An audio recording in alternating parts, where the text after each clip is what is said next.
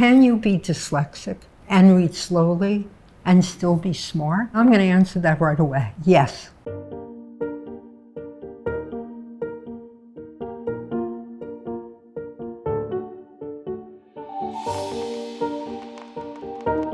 It gives me such great pleasure to welcome you to the KPJR Book Club. I'm especially excited to welcome you to this Fireside chat. I am Sally Shaywitz, the author, along with Dr. Jonathan Shaywitz, noted psychiatrist, of the second edition of Overcoming Dyslexia. I'm so excited and delighted because there's been such a wonderful outpouring of interest in the first edition, which has sold over 400,000 copies, and I welcome you now to enjoy the second edition. In the second edition, my aim has been to bridge the enormous chasm that exists between what we're learning in the laboratory and what is being applied in the classroom. As a working scientist and physician specializing in dyslexia, I have cared for dyslexic children for more than 4 decades. It is these boys and girls and their parents who serve as the inspiration for all my work. In science, there are those whose interest is keenest in the theoretical questions surrounding a disorder rather than the clinical entity itself. Similarly, there are fine physicians who understand the clinical disorder and its effects on patients, but who are far less familiar with the latest scientific developments. From my experience, I know that to help children and adults with dyslexia most effectively, we need the contributions of both of these often disparate worlds of knowledge. So another of my goals in writing this book is to bring to the reader a new level of scientific understanding of dyslexia. Once you understand dyslexia, its symptoms and treatment will make sense to you. There will be no mystery, and you will be in charge. You will be liberated to reason and to determine, on the basis of this new knowledge, what is best for you, your child, or your student.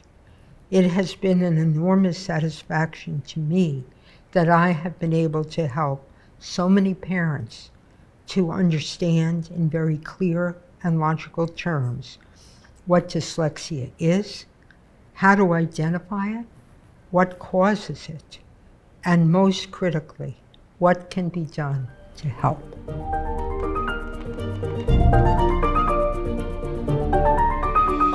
So the first question I'm going to begin with is, what new understandings have impacted how to best serve students with dyslexia? If we go back a little bit, over 100 years ago, were the first descriptions of children who were dyslexic. And in the book, you can find on pages 14 and 15, a description in the British Medical Journal by a British physician, W. Pringle Morgan. And in it, he described this wonderful young man, Percy F. And he talked about him, and he said, Percy F., a bright and intelligent boy, not inferior to others of his age. His difficulty is now, and has been, his inability to learn to read. And then he goes on to say, and this is the head teacher, goes on to say, if the instruction were entirely oral, Percy would be the smartest lad in his class. So that's the clinical description, and would fit many children, each of you who are listening know. But what we now have, and I'm so excited to share with you, is the scientific validation of this, that you can be very smart and read slowly. This was published in Psychological Science in 2010. You can find how we know that. What's the proof of that in this figure, which is on page 103. So what you see on the left side, it says typical, and that's data from typical readers, and it shows that IQ and reading are linked. So what do I mean by that? Over time, intelligence and reading go together. So that if you're very smart and have a very high IQ, you'll most likely be a very good reader. And similarly, if you struggle to read, it's often the case if you're a typical reader that your level of intelligence is not so high. But we weren't going to stop there. You know, we wanted to see, well, what about dyslexic readers? Is this true for dyslexic readers? So what we did was we did the same test with dyslexic readers, and we found something totally different. What we found is in dyslexia, IQ and reading are not linked. In dyslexia, you can have a very high IQ and read at a much lower level. So as opposed to typical readers where IQ and reading go together, in dyslexia, IQ and reading diverge. And this has led to the scientific validation of the definition of dyslexia, because I'm asked so often, what's the definition?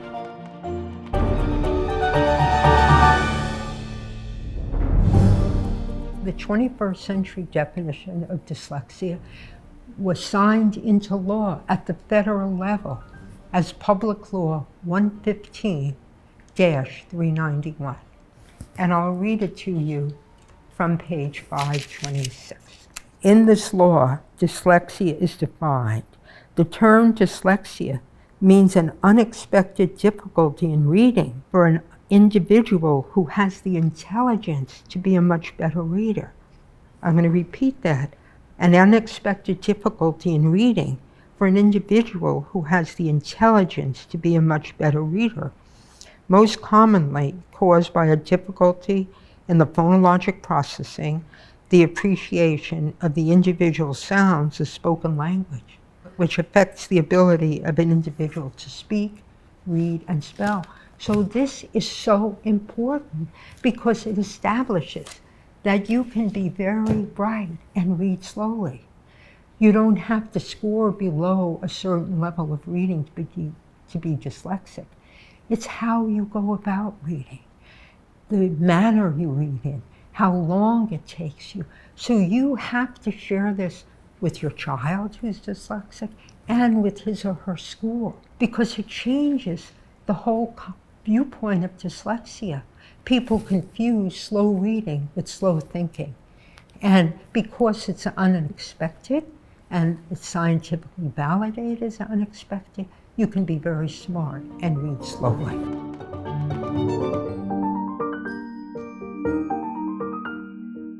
What is fluency and why is it so important? Fluency is the ability to read accurately, rapidly, and with good intonation. Another word for intonation is prosody.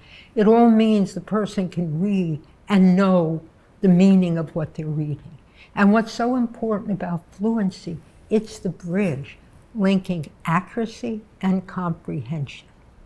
So then the question is, how do you teach fluency? I'm so happy to share it with you because it's so straightforward and logical, and it's on page 393. Practice oral reading, and especially not just list of words, but practice oral reading of connected text aloud and over again. Why aloud? Because then somebody hears you and they can correct you and help you read better. But it's also important to know, and this is on page 394, if a child is a halting or tenuous reader, encouraging him, oh, Jason, why don't you go to your room and read yourself? That's not going to make him a better reader. Only by reading aloud with feedback and correction will you see reading gains.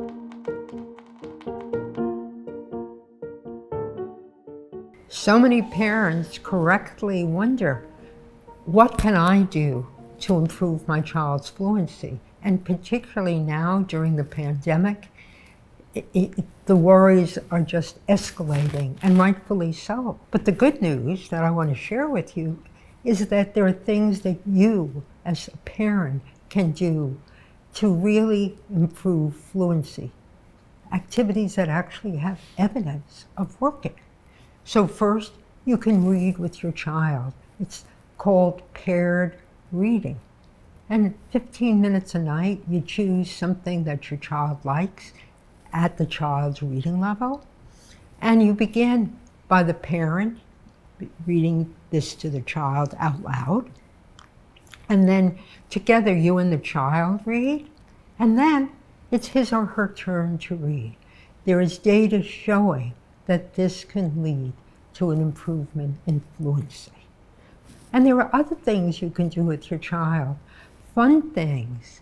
For example, and this is on page 294 in the book, in Overcoming Dyslexia, poetry readings. Think of poems. They improve fluency, but they're short, they have a rhyme, they're meant to read aloud and with expression and quickly. Think about it. What else can you do that's meant to be read aloud?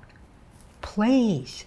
You can stage dramatic readings of plays on topics that are of interest to your child, and you can find plays at different levels, because I've done that.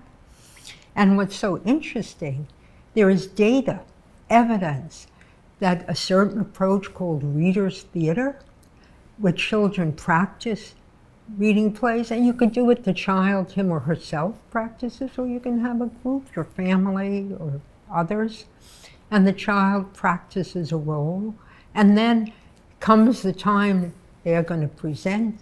He can either present or sit in a circle. And reader's theater, which is a systematic way of doing this, has been shown to improve fluency in children. And it can be used from second grade, continuing through high school. So reader's theater is something to really consider. And you think of reading and rereading, think of songs and limericks, because you say them out loud. And you know, I'm talking about plays and poems, but you know what else can make children feel less anxious and help them in their reading? Playing. You know, it's old-fashioned. It's terrific. Have children play with one another and get them in the mood for the reading. So I strongly recommend play as an approach to helping children get rid of some of the anxiety and practice reading aloud for their reading fluency.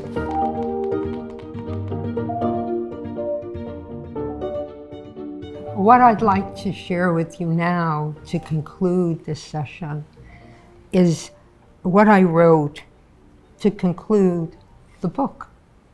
Dyslexics think differently. They are intuitive and excel at problem solving, seeing the big picture and simplifying. They feast on visualizing, abstract thinking, and thinking out of the box. They are poor rote reciters, but inspired visionaries. Adult dyslexics are tough. Having struggled, they are used to adversity. Hard work and perseverance come naturally. Having experienced failure, they are fearless, undaunted by setbacks. Repetition and practice are a way of life. Each was rescued by a special person, a parent, a grandparent, a teacher, who saw the raw talent and nurtured it in the midst of all the naysayers. Hope was sustained by a taste of success in sports or some other activity. Yes, the symptoms of dyslexia persist, but they needn't interfere with success.